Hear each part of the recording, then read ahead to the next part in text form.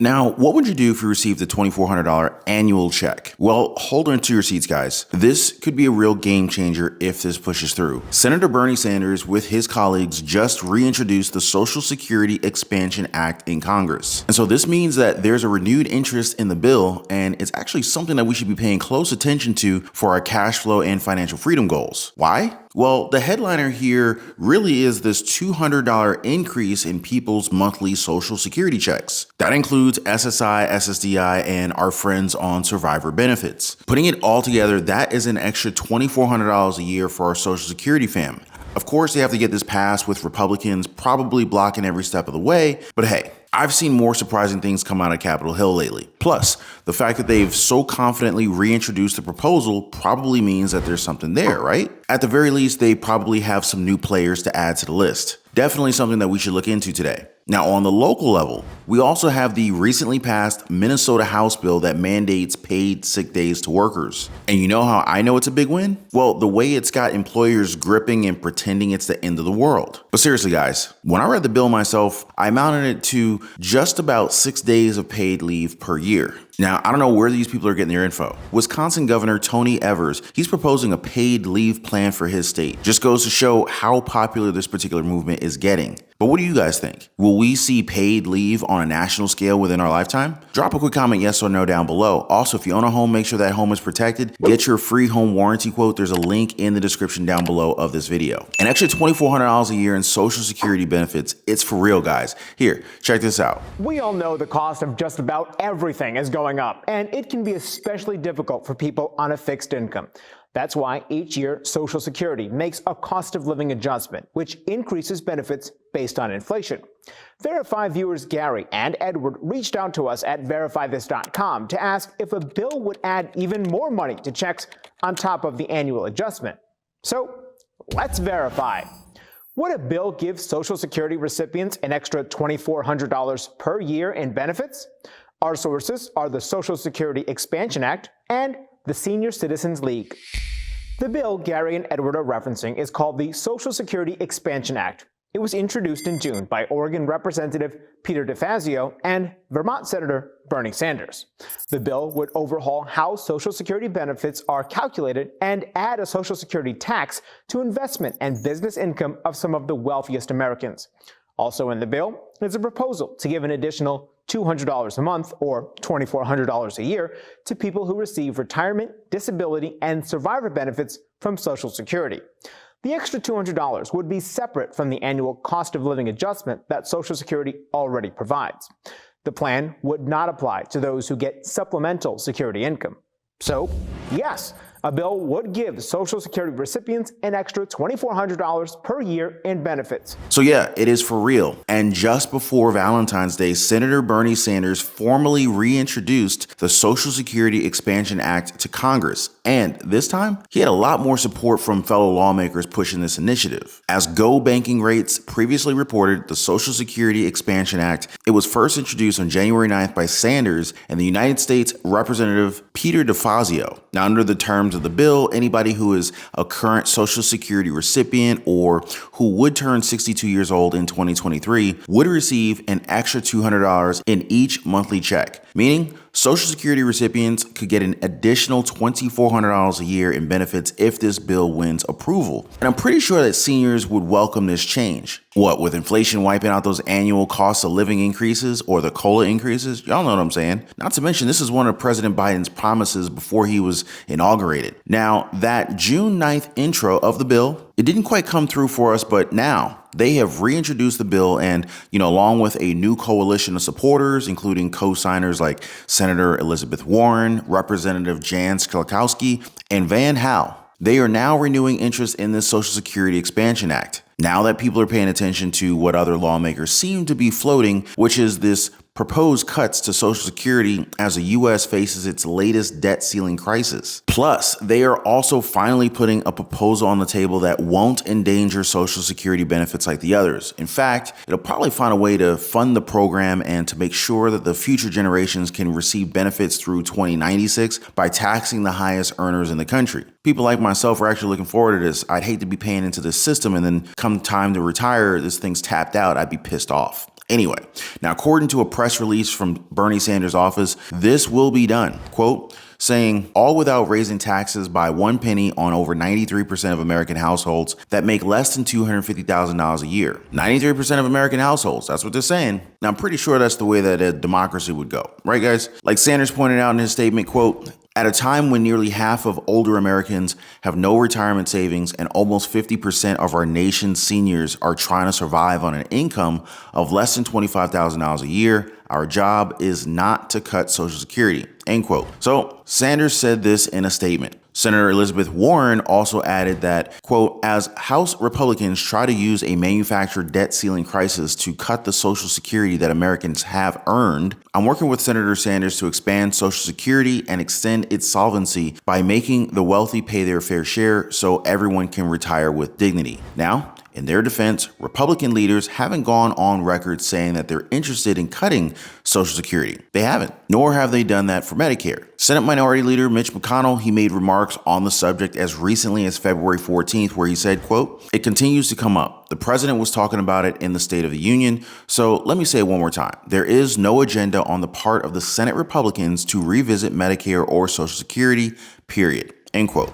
Well, there you have it, folks. Speaker of the House, Kevin McCarthy, he said the same thing. He said that the cuts to Social Security and Medicare should be completely off the table.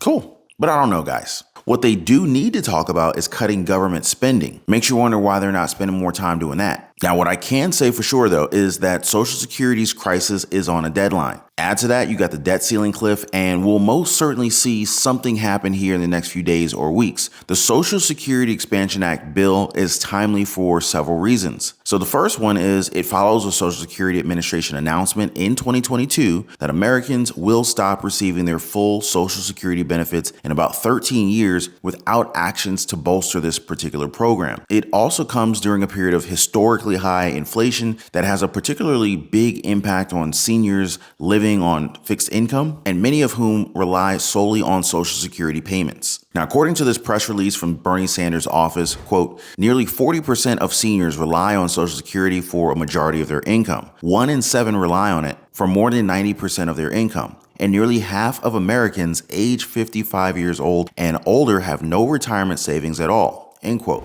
Now, the new bill aims to ease the financial strain of boosting each recipient's monthly check. The average monthly Social Security check was about $1,658 as of December 2022, meaning a $200 increase would represent a 12% boost. I mean, who doesn't want that, right? Now, aside from the Congress people supporting this, more than 50 organizations have also endorsed this bill. I don't know, guys, but aren't you tired of politicians voting against things that are actually good for the country simply because they want to disagree with the other party? I mean, is it really that hard to help Americans out? But we can funnel billions of dollars to countries that are corrupt and hate us with the stroke of a pen with no vote. That definitely doesn't make sense to me. You know, there needs to be a built-in protection from political misappropriation of Social Security funds. I mean, this is money that American taxpayers have paid with their entire working lives. We're just asking for what we've put in. Now, I don't know what's so hard for these lawmakers to understand, but let me know if I'm making sense to you guys. Hit me up in the comments down below. Now, there's also paid sick leave that is making headlines in Minnesota, and for good reason. Senator Bernie Sanders brings the point home on Twitter. That's Norway offering 260 days of guaranteed paid sick leave, 180 days for Italy, and 10 freaking days for Canada. What do we get in the US? Big fat zero. It looks like these state governments are taking things into their own hands. Minnesota House Democrats passed a bill that requires businesses of all sizes to provide workers with 6 paid sick days off per year. Now, under this earned sick and safe time bill, workers would get 1 hour of paid sick leave for every 30 hours that they put in, up to 48 hours a year. Workers could use the time off for a number of reasons, including to recover from an illness, care for a sick family member, or because of weather-related school or work closures. According to Representative Lisa Olson, the lead author of the bill, quote, the bill ensures that the 900,000 Minnesotans who currently don't have access to a single paid day off, they would be able to have that human dignity to be able to stay home with a sick kid, to take care of themselves or a loved one, end quote. The rules would apply to part-time employees so long as they work at least 80 hours a year, but not federal workers or independent contractors. Workers can carry unused paid sick leave from year to year and bank up to 80 hours total. And they are not the first state that is doing this. If the bill becomes law, Minnesota would actually join 14 other states that have paid sick leave mandates. 4 of Minnesota's largest cities, Minneapolis, St. Paul, Duluth, and Bloomington, they also have enacted paid sick leave rules in recent years, with exemptions for employers with 5 or fewer employees. They couldn't get it through the state Senate in 2020 and 2021, but now that they have the Democratic-controlled Senate this year, chances are looking pretty good. Not to mention, Governor Tim Walz already included it in his budget. Now, they got some pretty good points here as well. Paid sick leave is associated with better health outcomes and fewer occupational injuries, according to a report by the Minnesota Department of Health. The report also notes that paid sick leave has guaranteed health benefits if people isolate themselves when they're sick. Democratic Governor Tony Evers, he's trying to do the same thing in Wisconsin. He said that Republicans that are in control of the Wisconsin legislature, they should be open to his idea of funding a new 3-month family leave program covering most private sector workers, arguing that it would help with recruitment and retention efforts. He pointed out how, quote, there are many other states in the country that do like family leave and provide some of the money to make that happen. So why can't Wisconsin? In fact, it's pretty popular mostly everywhere. Paid leave has gained traction among voters on both sides of the political aisle, with 84% of people supporting a federally mandated policy. Now, at this point, it's wildly popular pretty much everywhere except on Capitol Hill for some reason. Plus the fact that the United States is the only industrialized country without federally mandated paid family and medical leave, kind of an unflattering distinction. We're number 1 in economy, but seem to be falling behind when it comes to taking care of our people. So here's the facts. About 80% of the United States workers do not have access to paid leave. So that means after having a baby, adopting a child, falling ill, or needing to care for a sick parent or a child, most Americans can't take time off work without risking their income or their health. Now, as for costs, in California, 87% of businesses reported that state-mandated paid family sick leave did not increase costs, and 9% found that the program actually saved their companies money. Many companies reported saving that money on turnover expenses, which can cost an average of 1/5 of an employee's annual salary. And that makes sense. When employees are content with their jobs and their benefits, they're less likely to leave. Businesses also found that when employees could take paid leave, they were less stressed and, in turn, they were more productive. That led to greater workforce participation, especially among women. So rather than hurt businesses, paid leave helped employers and employees to thrive. So at this point, I don't think paid family leave is really something nice to have. It's really more like a must-have benefit for Americans everywhere. Definitely makes sense, right, guys? But what do you guys think? Drop a quick amen in the comments down below. Let me know if you vibe with me on this one. Definitely some prime cash flow and residual income in today's developments. In today's Social Security update and daily news report, the Social Security Expansion Act getting reintroduced in Congress, bringing us one step closer to a $2,400 annual check for our Social Security fam. That's an extra $200 a month. Not to mention paid sick leave happening across the states. Appreciate you guys tuning in, and an even bigger thanks for always hitting the like button. I just want to ask, please be kind to one another, and I'll see you guys on the next one. Be safe.